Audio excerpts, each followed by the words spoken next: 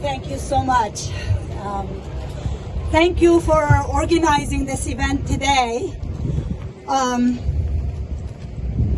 Right now, in East Turkestan, millions of Uyghurs are being imprisoned against their will in concentration camps.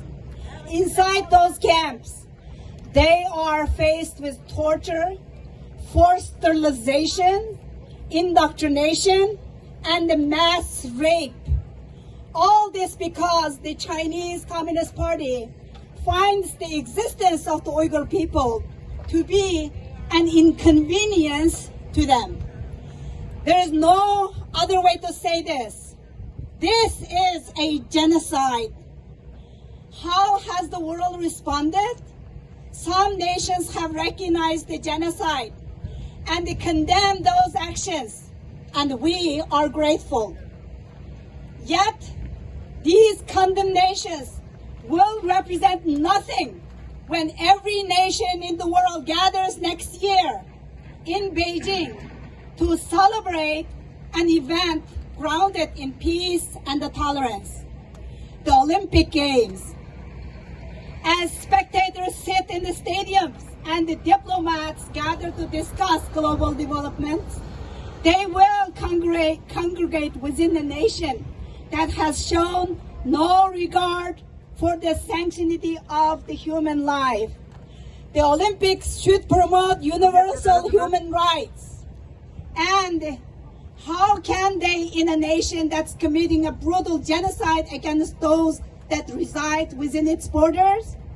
This is not the first time I have spoken out about Beijing's unprecedented crimes against humanity. In 2018, when I spoke out, my own sister was taken by the CCP's retaliation. This is how much they fear our activism, how much they fear us. Since then, I have spoken again and again, demanding to end this genocide. I have begged the world to act, to strip off of this prestigious hosting rights from PRC, to boycott these genocidal Olympic Games, and to take a stand for humanity. Have we not seen enough already? Have we not seen children who have lost contact with their parents? Have we not seen women sexually abused, their souls robbed from them? Have we not seen men forced to labor to produce goods for brands who offer empty promises on human rights? My question then to the world on the eve of these Olympic Games is, what will be enough? Will we have to see the Uyghurs destroyed, a people annihilated, as we swear we would never again allow? Every nation that attends these games is offering tacit support and endorsement of such action and legitimizing the government engaging in it. In 1936, the Olympic Games were held in Berlin, Germany. Jewish activists demanded a boycott as word of the Holocaust had already begun to spread. Did the world act then? No.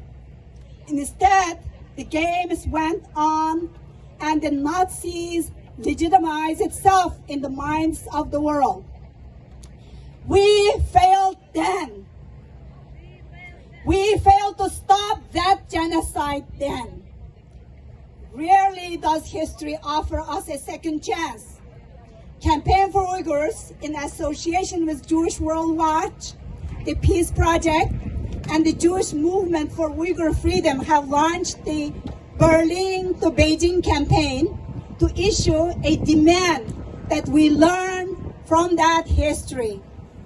This is not a choice about whether to attend a game or whether not to. It's a choice to either say, we as a race, as a human race, value the dignity of our brothers and sisters and choose to protect them, or we do not, how then can there even be a choice? Boycott Beijing 2022. Thank you.